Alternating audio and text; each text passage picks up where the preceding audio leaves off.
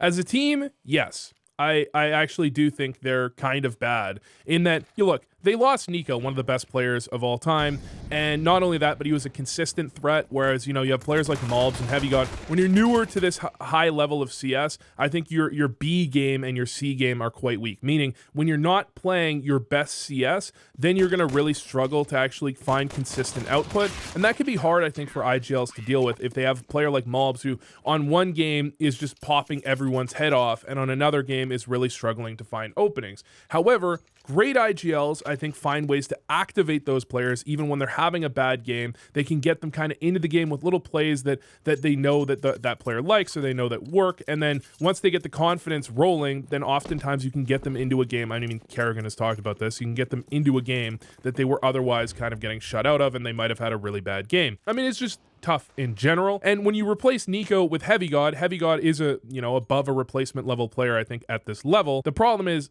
Heavy God's just not Nico. So you have m0NESY, you have Malbs, you have Heavy God, and I mean Hunter, who's been pretty weak for the majority of CS2 so far, in my opinion. These are talented players, but you have to find a way to make them work together, and you give them a little bit of time to be able to do that. However, I'm not so far in love with what I'm seeing, and some of the problems I'm seeing feel like bigger problems than you should be having when you replace one player. So obviously they lost pistol round. They're going to be able to close out round 2. I mean, they're fighting against pistols, no armor. You're looking to get something done if you're G2, but you know, a bomb plant would be great. However, Snacks doesn't think he can get it, which he's probably right. He's just going to end up dying. I saw some people that were pretty critical of the way a lot of these rounds played out. Now, early on in the half, I think G2 open up with a pretty good idea of how VP play, and I think they have some pretty solid ways to play against that, because VP actually are a team that's quite light on mid in general. They do some stacking towards either side, and they're honestly quite weak on B.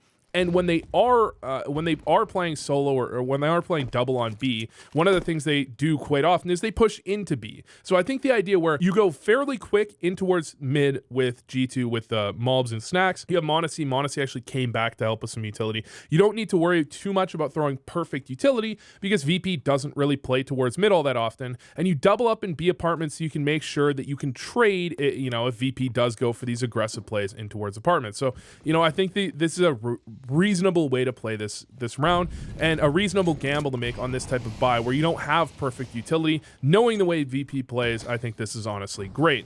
Now, the way this actually plays out is a little awkward, because if you actually look at the way this happens from Snacks kind of backs into this angle. He kind of like walks into it. I don't think he's ready for it if you actually watch it from his POV. He's actually looking at kind of a different angle, but he gets the kill. The problem I have there isn't the play, because the play makes perfect sense. The problem is the play when they just got smoked off in B apartment, so they're not going to really be able to explode into B if they get that kill. You'll notice he did win that fight, but they still had to, you know, they still had to give that one up. And m0NESY wasn't close enough to trade. m0NESY was a little ways away, so if he had died, it would have just been a straight up advantage. So it almost feels like pugging out in this type of situation. And then you're in a 4v4, and m0NESY should really lose this duel as well, because Fame is going to peek into m0NESY. m0NESY is going to be backing up, so Fame has a clear advantage here, but m0NESY just hits a nice shot. So you have, I think, a reasonable strat, but then it honestly hinges on winning a couple of duels that you probably shouldn't be winning in order to actually be won.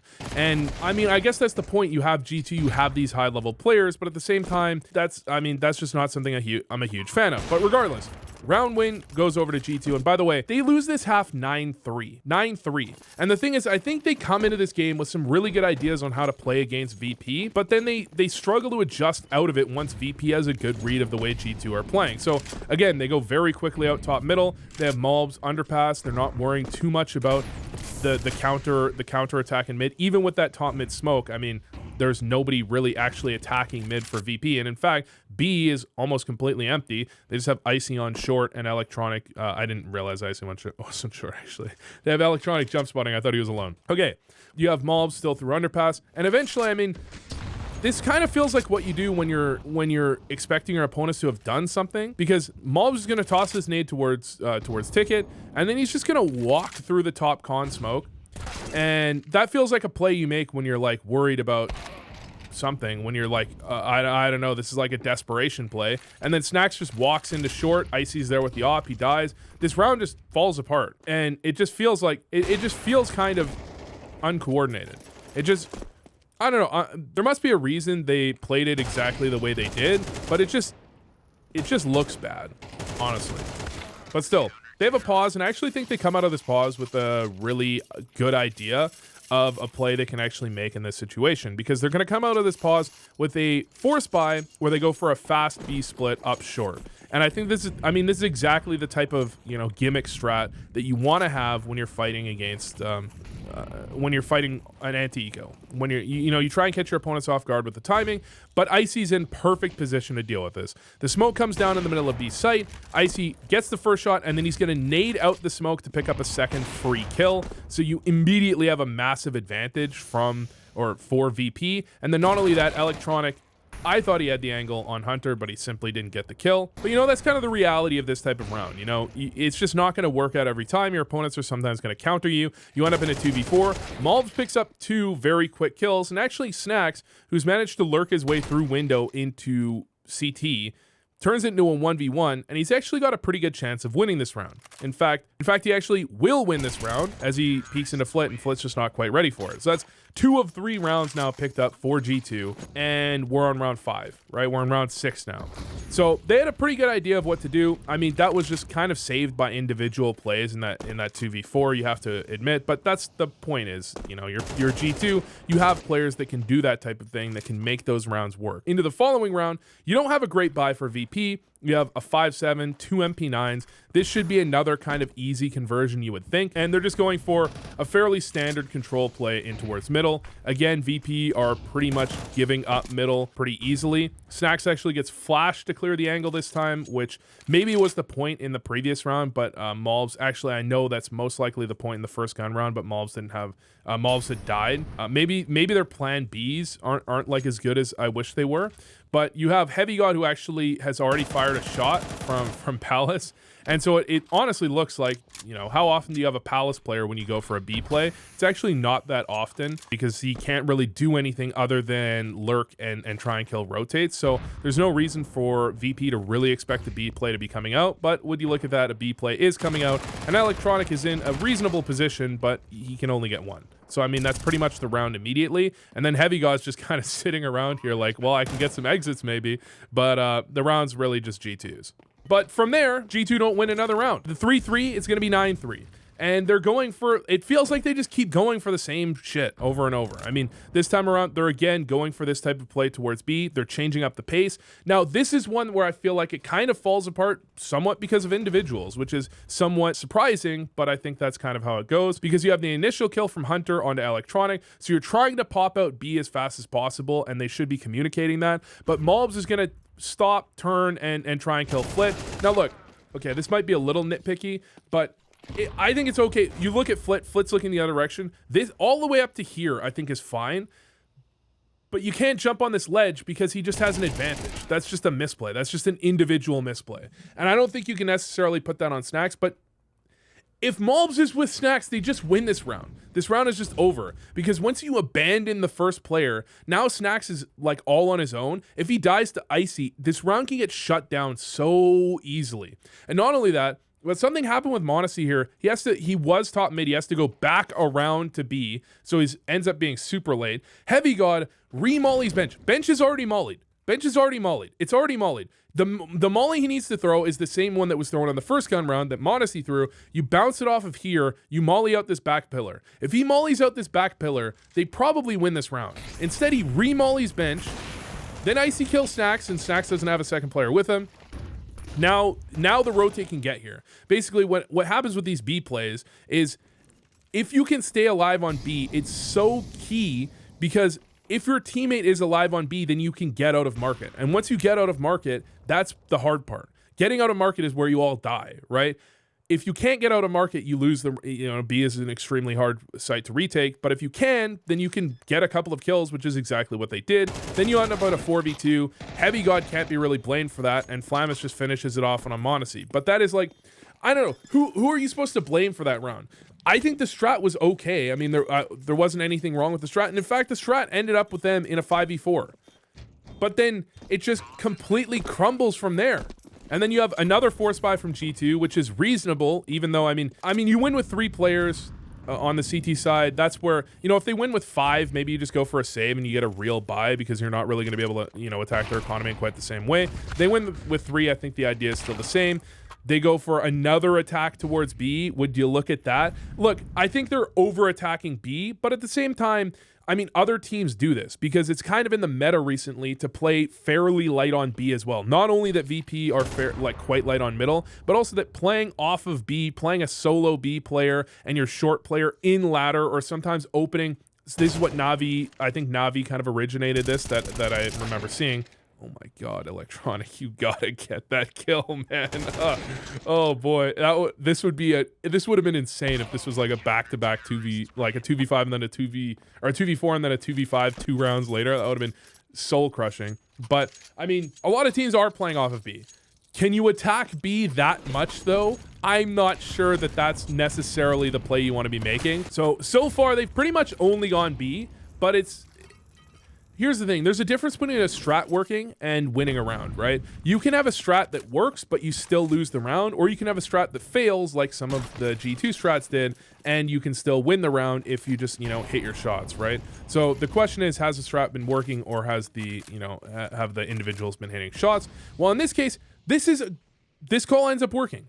Right? They actually have one player solo towards A. They've kind of gambled over to B. They've got Flammus in ladder. They've got 2 players B. They've got another player window. This is a full-on gamble towards B. And G2 just walk out A. This is a really effective call. Now, is it a gamble? Absolutely.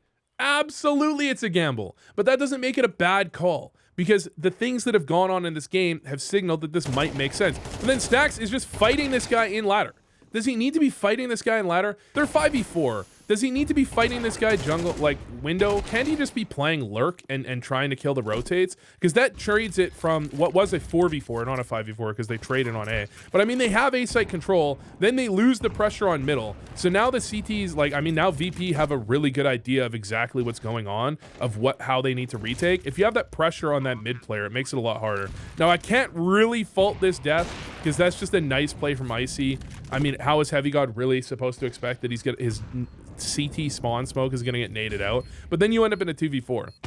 And I think fundamentally, that was a good call from Snacks. Look, again, you might dislike the call because it's a bit gambly, but it feels like the stuff in the mid round is the problem. And then you end up actually having Hunter on the flank, gets 1, but because the bomb's not planted for him, he forces out a little aggressively, and it ends up just barely ending up with a round loss. Wow, that is extremely close. But I don't know. I don't think you can necessarily fault Snacks for that call. I don't know. It looked like what it might have been is that they have a strat where off of that contact, they molly jungle. I think that's very likely. In fact, G2 have some, or Navi have some strats like that, where either when you get out to a certain point or off the contact, you molly jungle, you flash, and you swing. And with that, then you can actually have Snacks coming through connector, and you can actually isolate these guys in this whole area. And because they didn't have that, maybe it was like kind of threw off the way they were trying to play. But it just feels awkward. Like, you get, basically the strat works initially, you have the right call on the right site, and it ends up going badly because of, not even because the main part of the play fails. It's just like all these auxiliary moments, people are just dying in these ways that just don't feel necessary, like they aren't required for the strat to work. But then you have another A play, again, kind of works. I mean, it gets them the bomb plant on what was like a kind of a makeshift buy, trying to make sure they have a good buy for the final round of the game. I think that's great. And then for the final round of the half, they just go for another A pop. I mean, you finally have Monacy back on an op. Took a few rounds, but that's fine. But the problem is you can kind of feel this coming. So Fame doesn't smoke A ramp very often. He generally either tries to hold his smoke and throw it late, or they smoke off Palace. They don't generally throw this A ramp smoke, so you can go often for a fairly quick type of A hit if you want, but you can kind of feel that nothing's happening in mid. G2 didn't throw a single flash in mid. So it probably just feels like there's nothing going on in mid. And you could call this bad luck to some extent, because part of the reason he smoked this off might be because Flamus was going for the underpass play. And if you're pushing through underpass, you know, you want to stuff the other side of the map if that's what's going on. So it's kind of understandable the way that went. But on the other hand, it just didn't feel like much of a mid play. Even though they weren't throwing a ton of utility mid when they went mid, they were throwing at least a couple of flashes. And you just end up having 3 players, almost 4. Like, I mean, Icy is almost there in time to hold A before the hit ever happens. It just feels a little too telegraphed. And like, how many times did G2 do something through mid in that half? Other than the force buys, really nothing. They just like, they kind of just walked up mid and they were playing from spawn strats where your plan was to like just catch someone making a mistake. It feels like the whole point of that play was like, VP are going to give us kills, so let's just take them because they're just going to be pushing it. They're going to push underpass, they're going to push BFs, they're going to push short. No, they're not going to push short. They're going to play not together and we're going to be able to explode onto them. I think in general on the B side that made a lot of sense, but it feels like as the half went on, like the last couple of rounds, I'm not quite as convinced on. But the problem isn't really, I don't know, the problem doesn't feel like it's the calling. The problem feels like sometimes they have weird calling and sometimes they have good calling, but when they have good calling, somehow they have ways of every player fumbles it, other than Monacy. Monacy's the only player that I could say is like not generally a part of that. Somehow every time they have a call that I'm like, yeah, it's a good call. Someone just does something that just gives the round back away somehow. They miss a molly that they shouldn't be missing. They miss a nade. They're not trading. Their spacing's bad. Somehow every time the strat is good, something fucks up. And when the strat's bad, somehow everyone just frags their way out of it and they somehow make the round competitive. But it's like, are they bad? I don't know. They lose this game, by the way. I just wanted to show their T side because that's what I really care about. Their CT sides are actually fucking pretty damn good. Honestly, their CT sides are fucking good.